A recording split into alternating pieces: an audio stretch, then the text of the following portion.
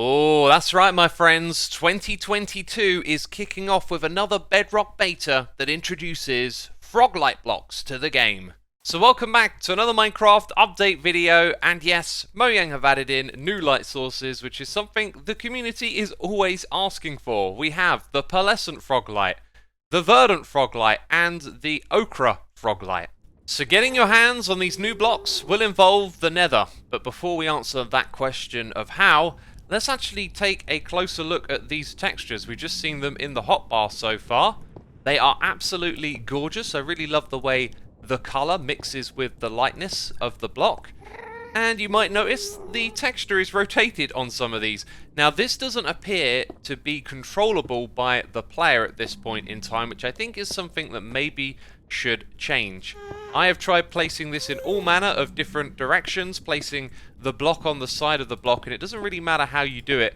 You always get the same rotation each and every time, as you see right here. So something in the world is defining the rotation of these blocks. Either way, they look really pretty, and I've thrown them together with some complementing textures. You can see that they will blend better with some, like the purple, than they do other textures, and of course the builders out there are going to get a real kick out of this, as this is a very nice texture to work with, and it's probably going to fit into a lot of different building palettes. But now let's focus on how these blocks are obtained, and if you saw my previous video covering the introduction of frogs into this edition of the game, then you will know that the smallest slime can be eaten by a frog and it will drop a slime. So what happens if it encounters the smallest type of magma cube? And I got one straight away, which is kind of lucky, and it zapped one into my inventory right here. Okay, let's try that again, shall we? So we can better see what's going on here. We got a whole bunch of small ones, and there goes the frog with the with the tongue attack right there.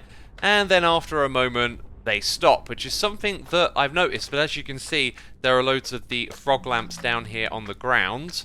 So I don't know why the frogs stop after a moment. My guess is that maybe they see like a magma cube that's somewhere else that they can't attack. If I give them some new ones to attack though, yeah, they're not interested in those ones either.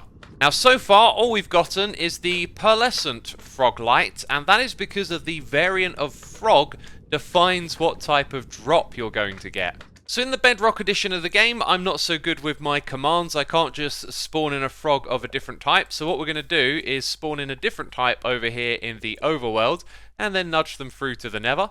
So I've got a few of them here in the Nether now. Let's go ahead and break this down to the smaller size.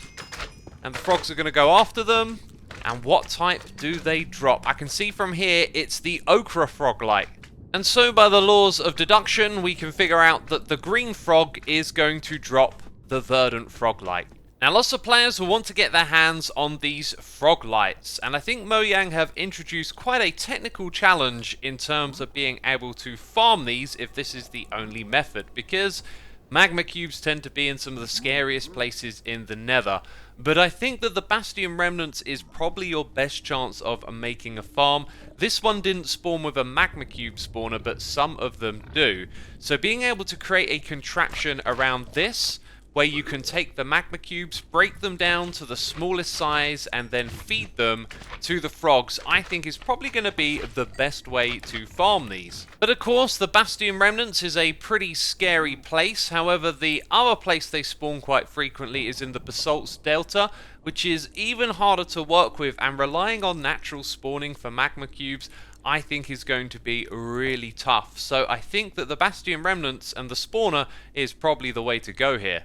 So down here in this area that I cut out for myself, I've been placing these Froglights and simply counting the distance into the darkness, and I'm fairly sure the light level that it emits is light level 15. And there are a few other things I'd like to know about this block as well. For example, can it be moved by a piston, which it can, and it can be retracted as well. And something a little different to glowstone, which might be considered an equivalent block, it can actually transmit a redstone signal through it.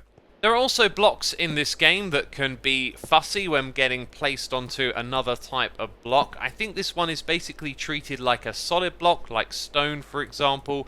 As you can see, walls and iron bars and fence posts connect to it.